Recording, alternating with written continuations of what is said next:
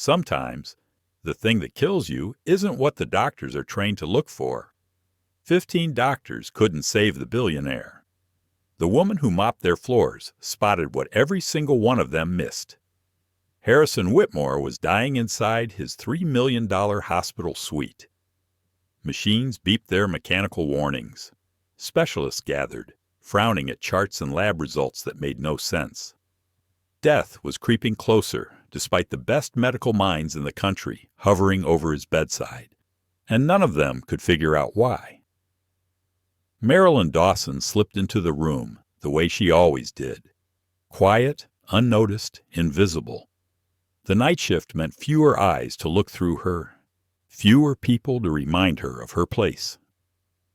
She inhaled the familiar scent of antiseptic and expensive cologne. But there was something else lingering in the air. Something metallic. Something wrong. Her mind jolted with recognition. A reflex buried under years of mopping floors and scrubbing toilets. She froze in her tracks, her eyes scanning the billionaire's deteriorating form. The distinct yellowing of his fingernails. The peculiar pattern of hair loss around his temples. The subtle discoloration creeping along his gums. Her heart slammed against her ribs. The answer crystallized in her mind, clear as laboratory glass. She knew exactly what poison was killing Harrison Whitmore. But who in the world would listen to a housekeeper when 15 specialists had already failed? Before we go deeper into this story, take a second and hit that subscribe button. Give this video a like and let us know where you're watching from. I'm curious to know how far these stories travel. The Meridian Medical Center in Philadelphia housed a secret that few people ever talked about. The ultra-luxury wing where wealth could purchase privacy, discretion, and the very best medicine money could buy. Harrison Whitmore's suite didn't look like a hospital room at all. It resembled a 5-star hotel, penthouse, with medical equipment cleverly disguised behind mahogany panels and soft ambient lighting that made death seem almost romantic. The tech billionaire had paid handsomely for this exclusivity. He'd demanded America's top diagnostic minds fly in from across the country to solve the mysterious illness that was slowly dragging him toward the grave. Nothing was spared, no expense too great. And yet, here he was, dying anyway. Marilyn methodically dusted the room's expensive surfaces, her movements efficient and economical. At 41 years old, she developed habits formed through pure necessity. Single mother, night shift worker, invisible, yet her eyes missed nothing. She categorized symptoms the way other people noticed furniture arrangement. She analyzed patterns that doctors overlooked because they were too busy looking at their machines and their test results. 10 feet away from her, Dr. Theodore Garrison addressed his team of specialists. Silver-haired and Harvard-educated, his voice never needed raising to command attention. "Gentlemen, we've exhausted conventional pathways," Dr. Garrison announced, his tone carrying the weight of frustrated authority. Mr. Whitmore's symptoms continued to defy standard diagnosis. His liver function deteriorates by the hour. Neurological symptoms are worsening. We must consider more exotic approaches. Marilyn kept her head down but her ears wide open. She'd learned this skill back in college, absorbing lectures while taking meticulous notes, before life intervened and took everything from her. 18 years ago, Marilyn Dawson had been the chemistry department's brightest star at the University of Pennsylvania. A full scholarship student on track for medical research, she dreamed of laboratories and groundbreaking discoveries. Then her parents' car accident left 3 younger siblings needing support, needing food, needing a roof over their heads. She withdrew mid-semester, promising herself she'd return someday. She never did. "The cleaning staff needs to finish quickly," Dr. Garrison announced suddenly, his cold eyes finding Marilyn as if noticing a piece of furniture that had been moved out of place. His words dismissed her without directly addressing her. "We have important matters to discuss." Marilyn nodded, her face carefully neutral despite the familiar sting of being reduced to nothing. They saw her uniform, not the mind behind it. They saw her mop, not the woman holding it. She'd maintained her passion for chemistry through library books and online lectures, through scientific journals read during 30-minute lunch breaks, knowledge without credentials, brilliance without recognition. As she wiped surfaces near the bed, Marilyn's eyes caught Whitmore's medical chart sitting on the bedside table. Puzzling symptoms jumped out at her: peripheral neuropathy, alopecia, digestive issues. Classic presentations being misattributed to separate conditions when they were all screaming the same diagnosis. Dr. Garrison swept past her, brushing her aside without acknowledgement. Marilyn stepped back, becoming part of the wall, part of the furniture, part of the background that these important people never bothered to see. Dr. Garrison walks past me every day like I'm part of the furniture, she thought. That's exactly why he never notices what I see. Her gaze shifted to Whitmore's personal items arranged neatly on the bathroom counter. Expensive grooming products lined up like soldiers. The hand cream in particular caught her attention. Imported, exclusive, with elegant black packaging that screamed wealth. She noted its position had changed since yesterday. Someone had moved it. Marilyn filed the observation away in her mental cabinet. In chemistry, small inconsistencies often revealed the answer. The suite door opened and a well-dressed man entered. According to the visitor badge clipped to his tailored Italian suit, his name was Douglas E. Pemberton. Marilyn recognized him from business magazines, Whitmore's former rival, now supposedly a supportive friend during his mysterious illness. "Harrison's resting," Dr. Garrison informed him with professional courtesy. "I brought his favorite hand cream," Pemberton replied smoothly, placing an elegant black jar on the nightstand. "Imported from Switzerland. It's a small comfort, but Harrison insists it's the only brand that doesn't irritate his skin." Marilyn noticed how Pemberton positioned the jar prominently, almost strategically, ensuring it would be within easy reach. Something in his careful placement triggered her analytical mind. It was too deliberate, too insistent, too perfect. Later, while cleaning an adjacent room, Marilyn overheard two residents discussing Whitmore's case through the partially open door. "Strangest symptom progression I've ever seen," the first one said. Confusion thick in his voice. "It's like multiple conditions attacking him simultaneously." "Dr. Garrison thinks it's an autoimmune cascade," the second replied, "but the tests keep coming back inconsistent. Meanwhile, the richest man in tech circles gets weaker while we chase theories." Marilyn paused her work, connecting fragments in her mind like puzzle pieces scattered across a table. The symptoms, the mysterious decline, the expensive hand cream that appeared regularly, courtesy of a former business rival. A hypothesis formed in her chest, dark and terrible, but she needed more observation to be certain. That night, she adjusted her cleaning schedule to include Whitmore's room during his sleeping hours. She studied his chart updates carefully, noting new symptoms that further confirmed her suspicions. The pattern was becoming unmistakable to someone with her specific knowledge. As her shift ended, Marilyn stared at her reflection in the employee bathroom mirror. The uniform, practical, forgettable, invisible. The face, tired, but still sharp with intelligence that nobody ever bothered to notice. The invisible barrier between her world and theirs seemed as solid as concrete.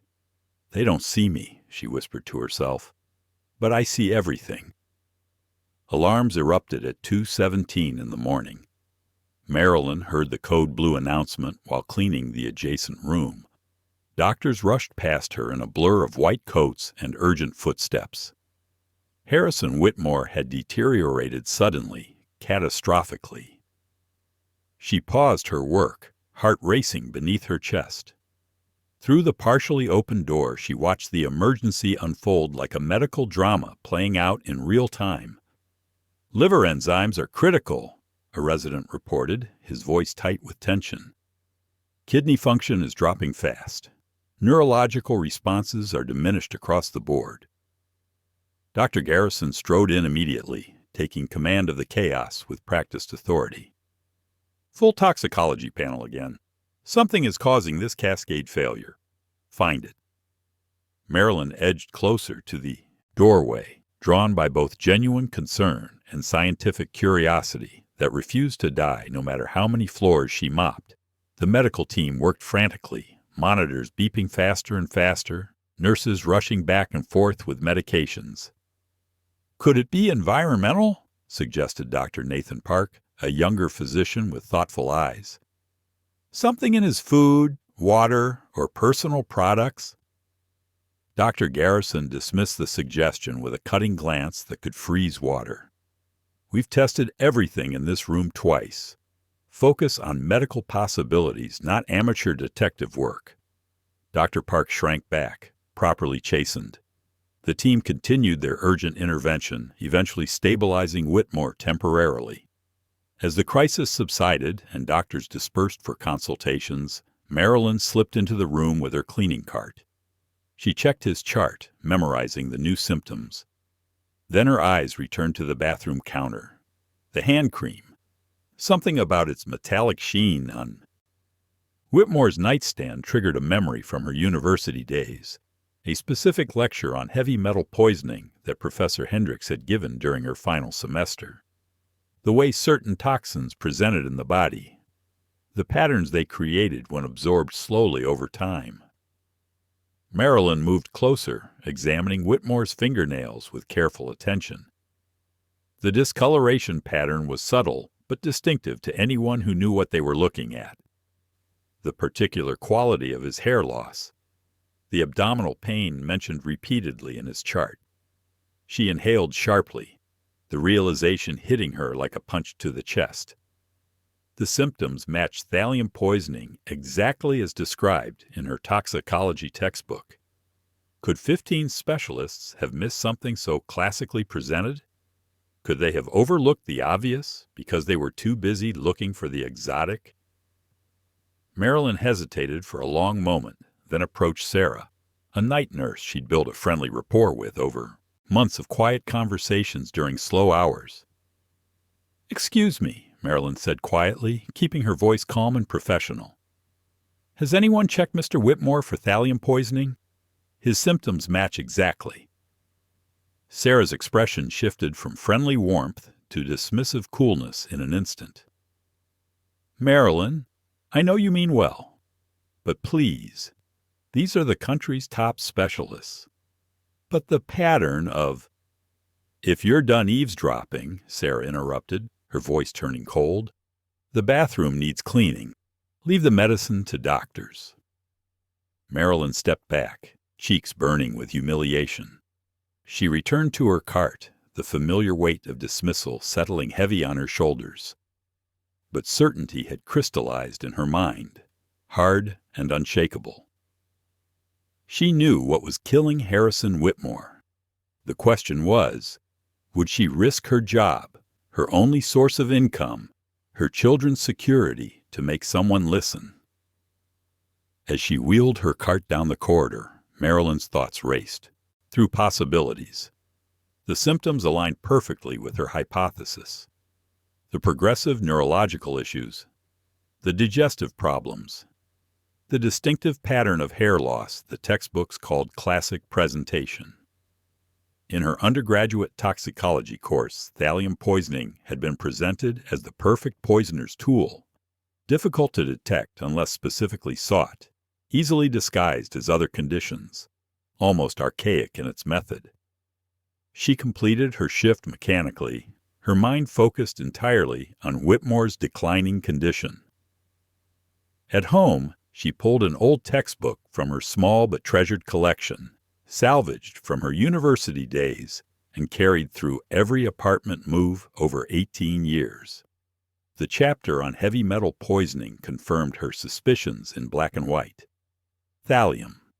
Colorless, odorless, absorbed through skin contact, causing systemic damage while mimicking numerous other conditions. The perfect silent killer. The next morning, Marilyn arrived early for her shift, determined to find a way to make someone listen.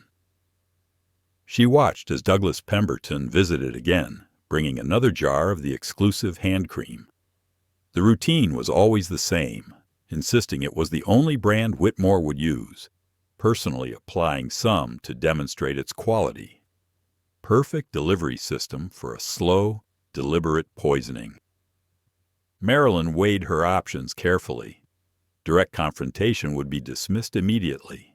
They'd laugh her out of the room and probably fire her for overstepping. Evidence was needed. Irrefutable proof that even Dr. Garrison couldn't ignore. She made her decision standing in that hallway, watching death be delivered in an elegant black jar. Harrison Whitmore was running out of time. Harrison Whitmore deteriorated by the hour. Marilyn tracked his status through whispered conversations between nurses, through glimpses of updated charts left momentarily unattended. Time was running out like sand through an hourglass. During her break, Marilyn used the hospital's public computer to confirm her suspicion with research. The symptoms aligned perfectly with thallium poisoning, the specific pattern of hair loss, the peripheral neuropathy progressing upward from extremities, the distinctive gastrointestinal issues that doctors kept treating as separate problems. But how was the poison entering his system, and why hadn't standard tests detected it? She scribbled a note on hospital stationery, keeping her handwriting deliberately different from her normal script. Check for thallium poisoning. Classic presentation. She left it on Dr. Garrison's clipboard while cleaning his office, hoping anonymity might lend credibility where her uniform stripped it away. Before we continue, take a second and share your thoughts so far in the story below. I read every single one. The next morning, she arrived early, positioning herself near the doctor's meeting room.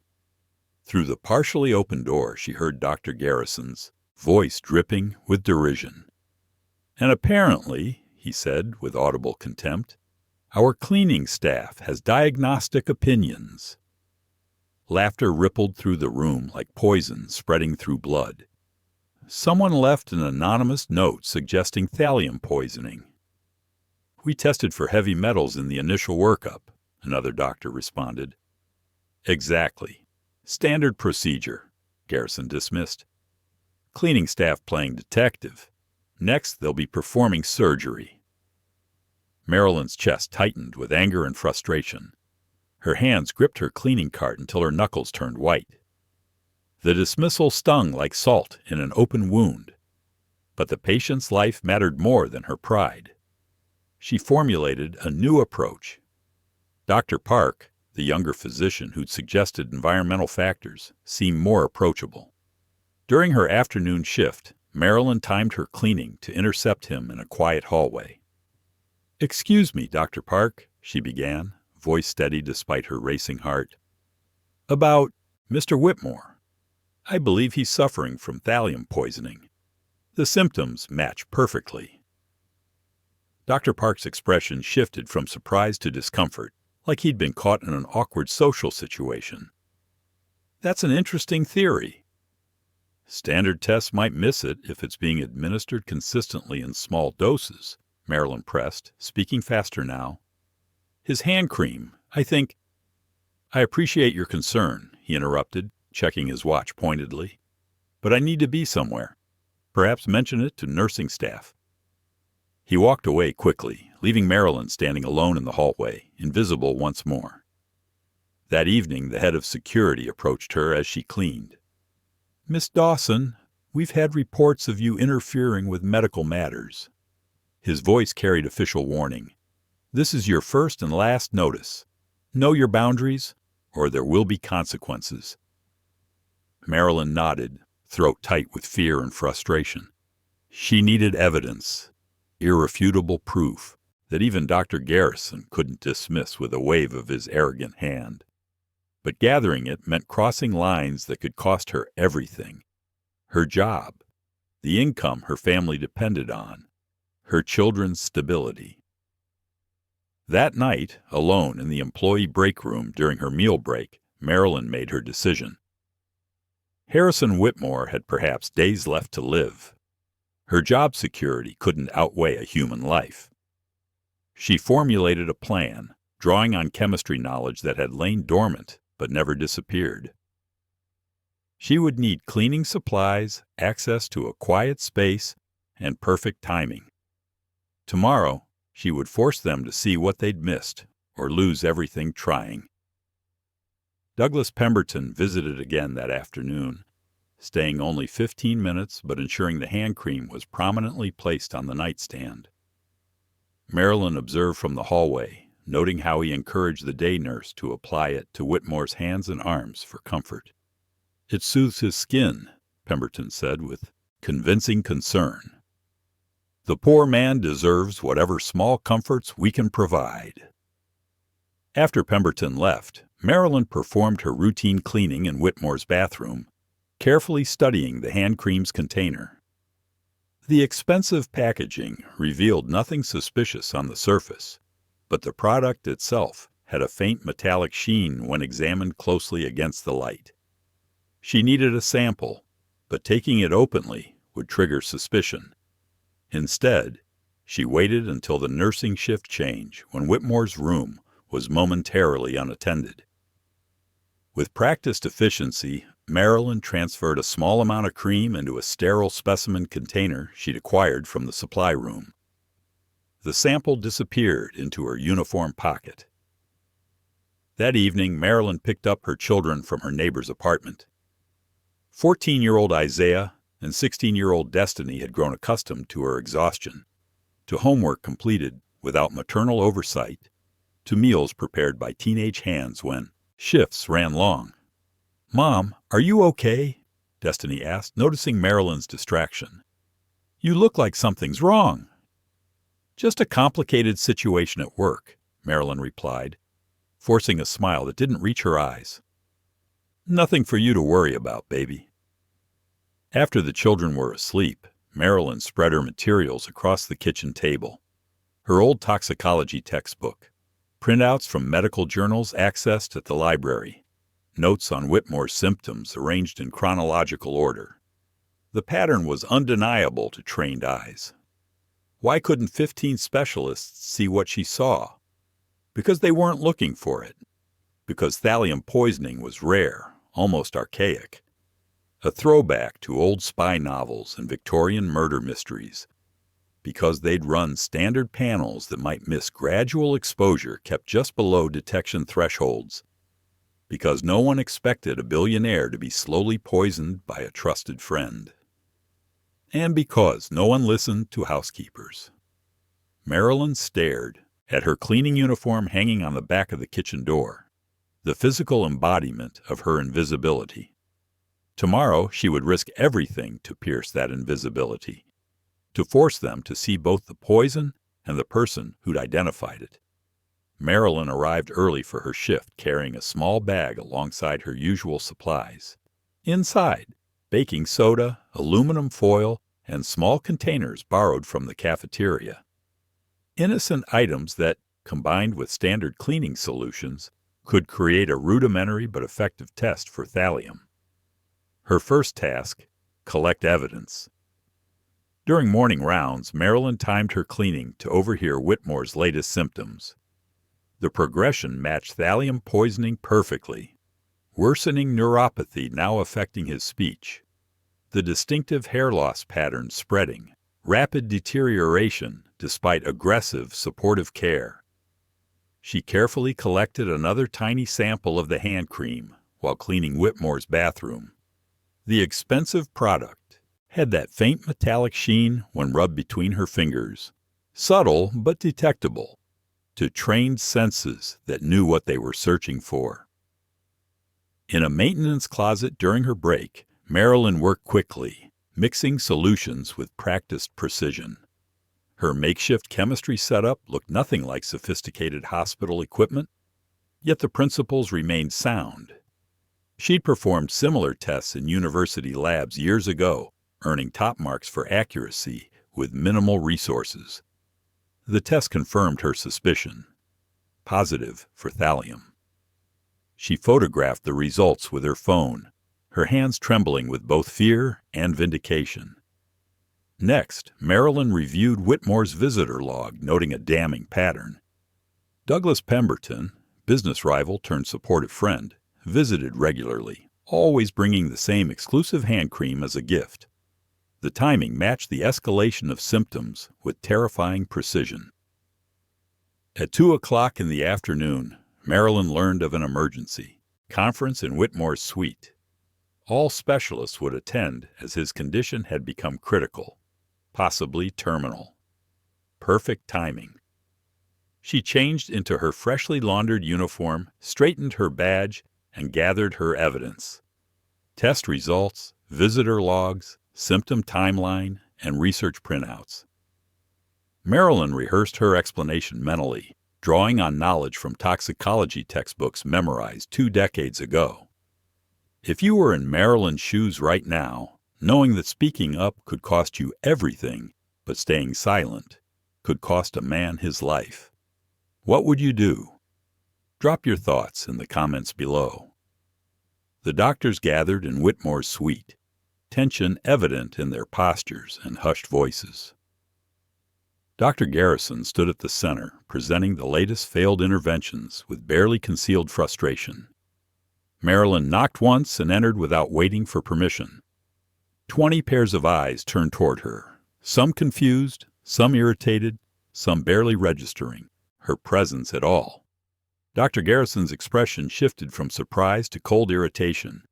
"This is a closed medical conference. Please come back." "Mr. Whitmore is dying of thallium poisoning," Marilyn stated clearly, her voice steadier than her heartbeat. "I can prove it." Dr. Garrison's face hardened like stone. "Security." "The symptoms match perfectly," Marilyn continued, stepping forward and placing her evidence on the table before anyone could stop her. "Progressive ascending peripheral neuropathy, distinctive alopecia, abdominal pain, cognitive decline. It's a classical presentation." She pointed to her test results, her finger steady despite the terror coursing through her veins. "I confirmed thallium presence in his hand cream, the imported Chamberlain brand he uses daily. Absorption through the skin. Slow poisoning over months." "This is absurd," Dr. Garrison snapped. "You're a housekeeper, not a physician." "I was a chemistry honors student at the University of Pennsylvania before personal circumstances intervened," Marilyn responded, maintaining eye contact with the man who had never once looked at her as a human being. "The poison is being introduced through the hand cream brought by Douglas Pemberton during his regular visits. The timeline matches symptom progression perfectly." She laid out her evidence methodically, pointing to visitor logs, symptom progression charts, her improvised test results. Her explanation was precise, scientific, drawing on toxicology knowledge that had remained sharp despite years away from academia. "Standard heavy metal panels might miss it because the poisoning is gradual," she explained, maintaining levels just below typical detection thresholds. "But the cumulative effects are textbook. Everything points to thallium." Complete silence fell over the room, like a heavy blanket. Dr. Garrison opened his mouth to object, then closed it again as he examined her evidence more closely. The color drained from his face. Dr. Park, the young physician who'd been dismissed earlier for suggesting environmental factors, leaned forward with sudden interest. "This actually makes perfect sense with the symptom progression. The tests we ran might indeed miss gradual exposure at sublethal doses." Another specialist nodded slowly, studying Marilyn's timeline.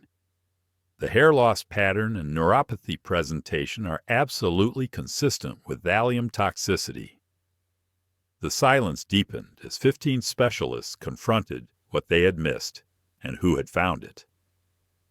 "It's thallium poisoning," Marilyn concluded quietly. The symptoms are textbook if you know what to look for. Marilyn stood firm as the doctors exchanged glances, her heart pounding beneath her composed exterior. The maintenance closet chemistry had been a gamble, crude by laboratory standards but based on sound scientific principles. The precipitate formation had confirmed thallium's distinctive reaction pattern. "How exactly did you test? For this?" asked Dr. Michael Torres, the toxicology specialist, his voice carrying grudging respect. "Sodium rhodizonate reaction," Marilyn replied without hesitation. "Modified for field testing with limited resources. The color change is unmistakable when thallium ions are present." Dr. Torres raised an eyebrow, impressed despite himself. "That's an advanced technique rarely used outside specialized laboratories." "It was covered in advanced toxicology methods," Marilyn responded. "Second-year chemistry special topics. Professor Hendrix's course." Recognition flickered across several faces. Hendrix was a University of Pennsylvania legend. "You were his student?" Dr. Park asked with obvious surprise. "For one semester," Marilyn answered, old regret briefly visible in her eyes. "Before I had to withdraw." Dr. Garrison examined her improvised test results with grudging attention. His expertise couldn't deny the evidence before him, however unorthodox its source. "The concentration pattern suggests deliberate sustained exposure," Marilyn continued, pointing to her timeline. "Each application delivers a sublethal dose that accumulates in tissues over time. The symptoms escalate in perfect correlation with Pemberton's visits." The specialist began asking technical questions, which Marilyn answered with precise scientific terminology. With each response, her invisibility diminished like morning fog burning away under the sun. They were seeing her now, not her uniform, her mind. Dr. Park pulled up Whitmore's latest labs on a tablet. "If we specifically test for thallium rather than running a standard panel, you'll find elevated levels," Marilyn finished, "particularly in hair samples from the past 3 months, which will show the poisoning timeline." The room's energy had transformed completely. The dismissive barrier that had kept her invisible for years had cracked wide open. Knowledge had proven more powerful than hierarchy. "Run a focused thallium test immediately," Dr. Park ordered, breaking the stunned silence with sudden authority. 2 specialists rushed to comply, taking samples of the hand cream and preparing blood draws. Dr. Garrison remained frozen, staring at Marilyn's methodical evidence like a man watching his worldview crumble. His expression cycled through disbelief, realization, and reluctant acknowledgement. "If you're correct," he finally said, his voice strained with something close to shame, "we've been poisoning him further with our treatments for other conditions. The chelation therapy for suspected mercury would be ineffective for thallium," Marilyn confirmed. "He needs Prussian blue immediately to bind the poison." The specialists exchanged glances, medical minds recalibrating everything they thought they knew. A nurse returned breathless minutes later. "Rush toxicology confirms thallium at significant levels," she announced. The room erupted in controlled chaos. Orders flew. Treatment protocols shifted dramatically. Security was contacted regarding Douglas Pemberton. "The security footage," Marilyn suggested calmly. "Check when Pemberton delivered the hand cream. He likely applied some himself each visit to establish trust in the product." Dr. Park nodded. "Already requested." He paused, looking at her with new eyes. "But how did you—" "The pattern was clear once I knew what to look for," Marilyn explained simply. "Mr. Pemberton always brought the same gift. Mr. Whitmore's condition always worsened afterward. I just connected the dots. Before we go deeper, I would love to hear your point of view. Tell me what part hit you the hardest in the story, and share your thoughts in the comments." The hospital security officer entered the room, his face grave. "We've reviewed the footage. Pemberton manipulated the cream when left alone with the patient. We've contacted the FBI." Prussian blue treatment was administered immediately. Additional blood work confirmed Marilyn's diagnosis completely. The room's energy transformed from desperate resignation to focused hope. 3 hours later, Harrison Whitmore's vital signs stabilized for the first time in weeks. Marilyn stood quietly by the wall, her presence momentarily forgotten in the medical flurry of activity. Dr. Garrison approached her, his tall frame seeming smaller somehow. "Your intervention was—" He paused, visibly struggling with words that didn't come easily. "Correct. Completely correct." Marilyn nodded, maintaining professional composure despite the validation flooding through her chest like warm light. "How did you see what 15 specialists missed?" he asked, genuine confusion replacing his usual arrogance. "I'm invisible," Marilyn replied simply. "I observe without being observed. I see patterns without preconceptions. And I never forgot my training, even when life took me away from it." Dr. Garrison nodded slowly, something shifting behind his eyes. "I owe you an apology. We all do." Before he could continue, monitors indicated Whitmore was regaining consciousness. The room hushed as the billionaire's eyes opened for the first time in days. "What?" Whitmore whispered hoarsely. "What happened?" Dr. Garrison stood at his bedside, and Marilyn watched a critical moment of choice play across his face. Claim credit or acknowledge truth? He straightened his shoulders. "You were being poisoned with thallium, Mr. Whitmore. We missed it. All of us." He turned toward Marilyn, his gesture carrying the weight of professional humility. "This is Marilyn Dawson. She solved what 15 specialists couldn't." Complete silence filled the room. Every eye turned to the housekeeper. Whitmore's weak gaze found her, really seeing her for the first time. "Thank you," he whispered, "for seeing what they missed." The silence broke as Dr. Park began to applaud. Others joined until the sound filled the room, acknowledgement impossible to dismiss, recognition impossible to ignore. Marilyn stood taller, her expertise finally visible after years in shadow. "Sometimes the most valuable knowledge isn't framed on a wall," she said quietly. The FBI agents arrived within the hour, their presence transforming the hospital wing into an active investigation scene. Marilyn sat in a small conference room, recounting her observations and conclusions to intent federal agents who treated her words with the same professional respect they'd give any expert witness. "You identified the poison, the delivery method, and the suspect through observation alone?" Agent Jennifer Reyes clarified, clearly impressed. "I combined observation with chemical testing and my background knowledge," Marilyn explained. "The pattern was clear once I knew what to look for." "And your background is in chemistry?" "Incomplete degree. I was forced to withdraw for family reasons." The agent nodded with obvious respect.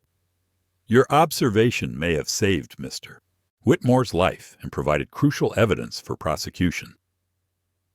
As the investigation intensified, medical staff continued administering the antidote therapy. Marilyn watched as Whitmore's vital signs strengthened hour by hour on the monitor, tangible proof of her diagnosis, visible vindication of everything she'd risked. Dr. Park approached, offering her a chair. "You should sit. You've been standing since this began." The simple courtesy, offering a seat to someone usually expected to remain standing and unobtrusive, symbolized the shifting dynamics. Marilyn accepted with a quiet, "Thank you." "Your chemistry background?" Dr. Park asked with genuine curiosity. "What was your focus?" "Toxicology and organic analysis," Marilyn replied. "I was researching detection methods for environmental contaminants." "You would have made an exceptional diagnostician," he observed. "Life had other plans," she responded without self-pity. As evening approached, Marilyn prepared to complete her regular duties, old habits dying hard. Dr. Garrison intercepted her near the supply closet. "Miss Dawson," he began awkwardly, clearly uncomfortable with what he needed to say. Hospital administration has been informed of your contribution. They've authorized paid administrative leave while you assist with the investigation." The subtext was clear. They couldn't have someone who had demonstrated such expertise returning immediately to cleaning floors. The status quo had been irreparably disrupted. Marilyn nodded, understanding the complex recalibration occurring within hospital hierarchy. "I'll finish my current duties first." Dr. Garrison looked startled, then nodded with newfound respect. As she completed her shift, Marilyn noticed the changed atmosphere around her. Nods of acknowledgement from doctors who had previously looked through her. Congratulatory smiles from nursing staff. Whispered conversations that stopped when she approached, but this time with admiration, rather than dismissal. Her invisibility had been permanently shattered. When she finally left the hospital that evening, Marilyn paused in the parking lot, looking up at the illuminated windows of Whitmore's suite. Inside, the billionaire was recovering thanks to her intervention. The thought brought not pride, but simple satisfaction. The clean resolution of a complex problem. The rightness of truth finally revealed. Over the following days, the hospital administration struggled to categorize Marilyn's position. Her job title remained Environmental Services Technician. Yet she was repeatedly consulted on Whitmore's recovery and the ongoing investigation. At home, Marilyn carefully explained the situation to her children. "So you solved a mystery that the doctors couldn't?" Isaiah asked, eyes wide with wonder. "I noticed something they overlooked," Marilyn corrected gently. "Sometimes being in a different position lets you see things others miss." Destiny, more perceptive at 16, recognized the deeper implications. "Will things change now? Will they respect you more?" Marilyn considered the question carefully. "Respect isn't something given permanently," she said finally. "It's earned and maintained. But yes, something has shifted." The media caught wind of the story. "Housekeeper solves medical mystery, saves billionaire," ran the headlines. Hospital security kept reporters at bay, and Marilyn was grateful. Public attention wasn't her goal, never had been. A week after her diagnosis, Marilyn was called to the administrative offices. The hospital's chief of medicine, Dr. Eleanor Mitchell, greeted her with newfound collegiality. "Miss Dawson, your actions have placed this institution in an unusual position," Dr. Mitchell began carefully. "You demonstrated exceptional medical knowledge while working in a non-medical capacity." Marilyn waited, sensing the administration's dilemma. Her achievement couldn't be ignored, yet acknowledging it fully would disrupt established hierarchies. "The board has authorized a commendation and bonus," Mitchell continued, "and we'd like to discuss potential opportunities that might better utilize your scientific background." The offer was carefully calibrated, recognition without fundamental disruption, opportunity without admission of systemic oversight.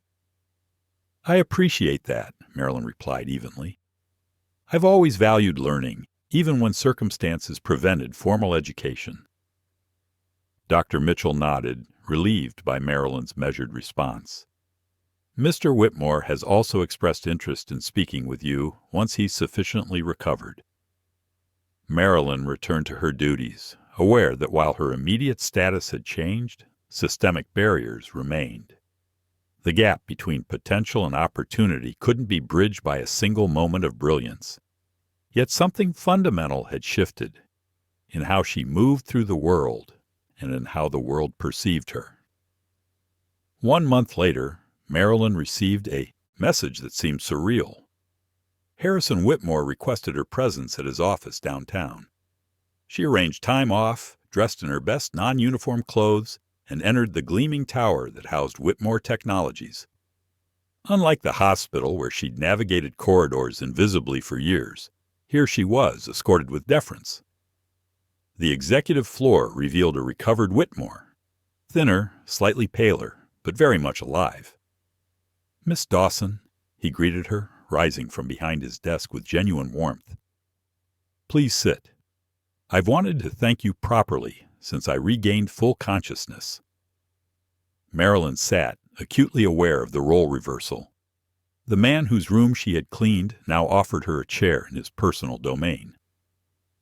"I'm glad you're recovering well," she responded simply. "Recovering understates it," Whitmore said with a slight smile.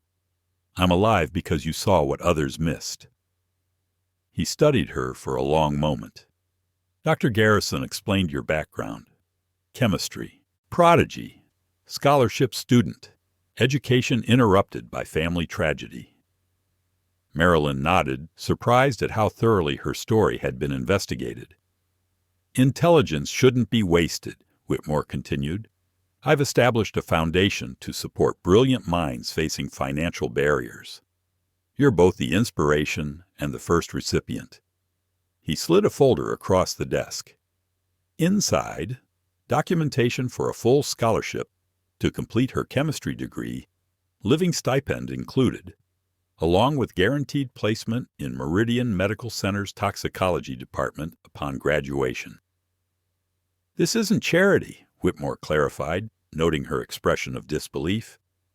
"It's investment in exceptional talent. The hospital has already approved a position, part-time during your studies, full-time after graduation. They're rather eager to have your expertise officially." Marilyn's fingers traced the document edges. Dreams she'd packed away 18 years ago suddenly became tangible again. "My children," she began. "The stipend covers childcare," Whitmore assured her. "All practical obstacles have been addressed. The only question is, are you ready to reclaim your interrupted path? Think about your own life for a moment. Have you ever had a dream you had to set aside? Sometimes life has a way of bringing us back to where we were always meant to be. If Marilyn's journey resonates with you, share your own story in the comments." That evening, Marilyn sat with her children, explaining how their lives would change. Their eyes widened with pride as she recounted the full story she'd previously minimized. "You saved a billionaire, Mom?" Isaiah asked incredulously. "I used knowledge I never stopped building," she corrected gently. "And now we have a new chapter ahead." 2 weeks later, Marilyn entered the University of Pennsylvania, not through service entrances, but through the main doors. Student ID in hand for morning classes, hospital badge for her afternoon toxicology internship. Dr. Garrison nodded stiffly when they passed in hallways. Professional courtesy replacing dismissal. Dr. Park had become a friend and advocate, helping her navigate the transition from support staff to specialist in training. "The department already has cases they want your perspective on," he mentioned during lunch. "Your observational skills are unlike anything they've seen." In quiet moments, Marilyn sometimes remembered cleaning those same hospital floors, invisible to the people who now sought her insights. The memory brought neither bitterness nor resentment, only appreciation for the journey's perfect, impossible arc. On her first day assisting with a difficult toxicology case, Marilyn stood in the laboratory surrounded by equipment she once only cleaned, now hers to command. The white coat felt foreign, yet familiar. The weight of a dream deferred, not denied. She picked up the patient file and began her analysis, bringing both scientific training and the unique perspective of someone who had learned to see what others overlooked, someone who understood that wisdom could be found in unexpected places, someone who knew that the most valuable insights often came from those society had trained itself not to see. The transition wasn't seamless. Some medical staff still carried vestiges of old hierarchies in their interactions. Occasionally, someone would express surprise at finding her in the toxicology lab rather than cleaning it. Marilyn met these moments with quiet dignity, letting her work speak for itself. Her first semester back in formal education brought both challenges and joys. Academic language returned slowly. Theoretical frameworks needed rebuilding. Yet her practical experience provided insights textbooks couldn't teach. "You approach problems differently," her advanced chemical analysis professor observed. "You see applications before theories." "I learned in reverse order," Marilyn explained. "Practice before principle." The Whitmore Foundation expanded beyond Marilyn's initial scholarship, identifying other talented individuals whose education had been interrupted by circumstance. When interviewed about his philanthropy, Whitmore credited Marilyn's story as the catalyst. "Intelligence exists everywhere, not just in credentialed spaces," he told Businessweek. "Miss Dawson saved my life because she maintained knowledge without recognition. How many others like her exist? Their talents invisible to systems that only value official credentials." 6 months after the diagnosis that changed everything, Marilyn was invited to present at a hospital conference on diagnostic approaches. She stood at the podium, addressing doctors who had once walked past her without seeing. "Observation doesn't require credentials," she began, her voice steady and clear.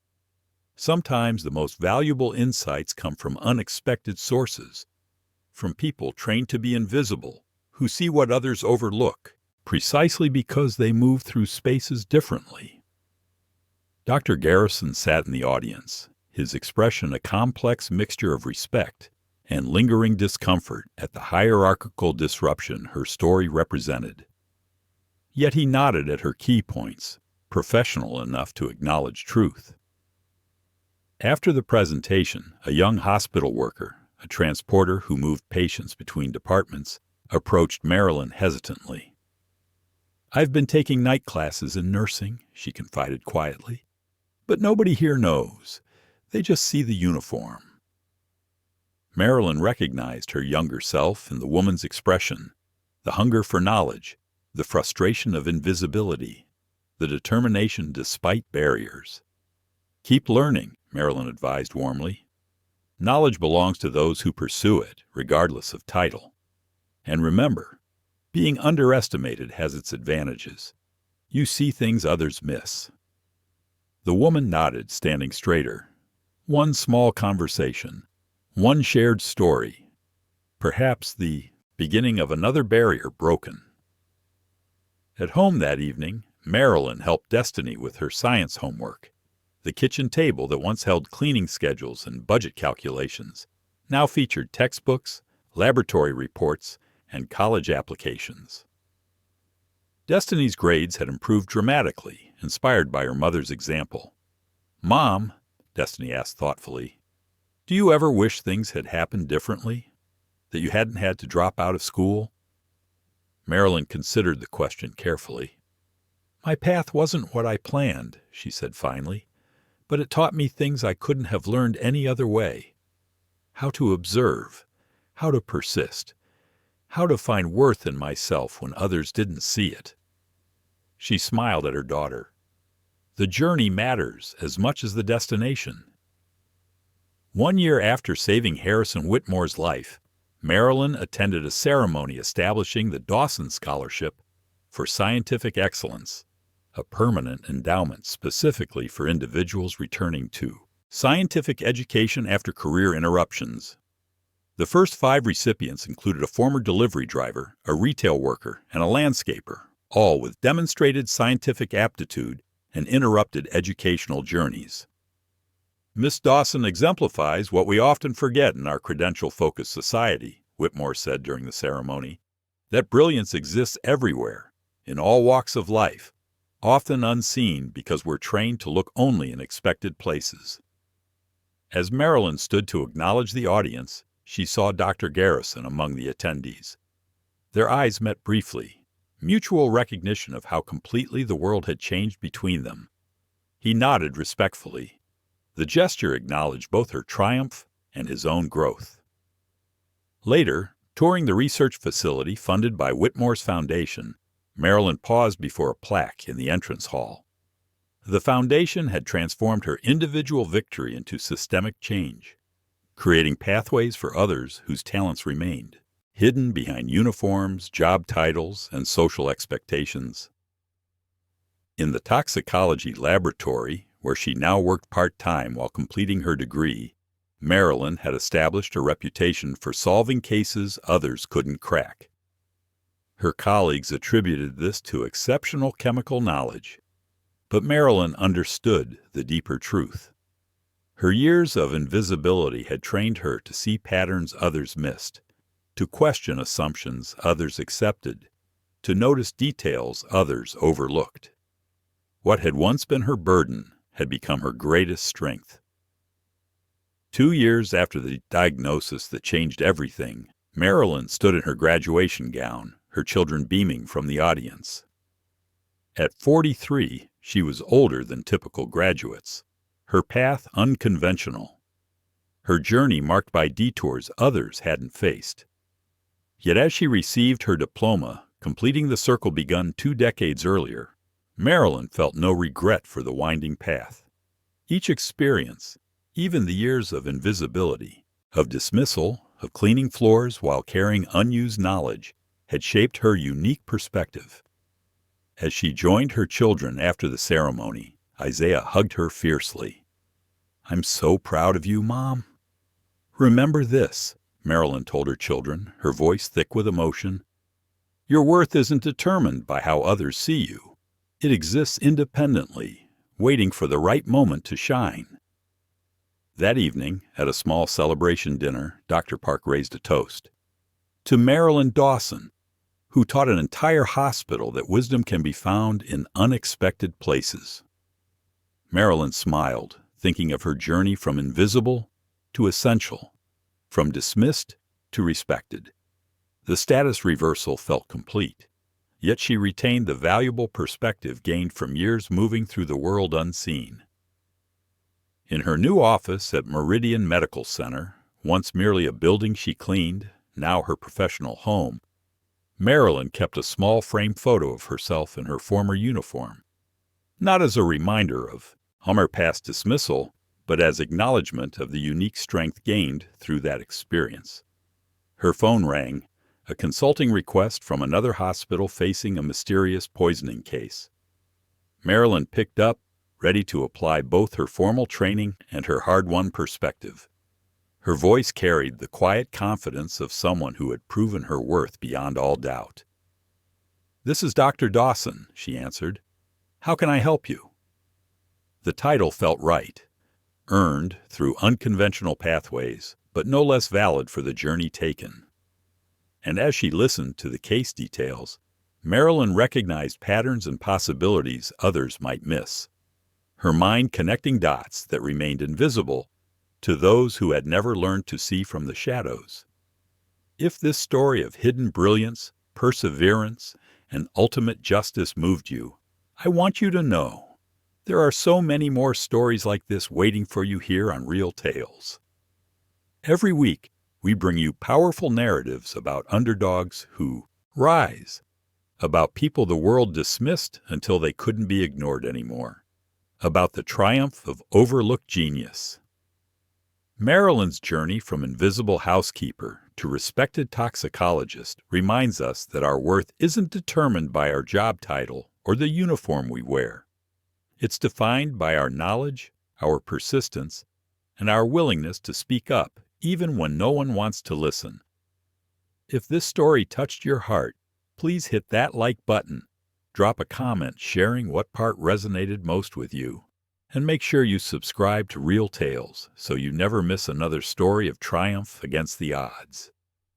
Share this video with someone who needs to hear that their brilliance matters, even when the world can't see it yet. Thank you for being part of this community. Your support means everything. Until next time, remember, sometimes the person who saves the day is the one nobody thought to look at.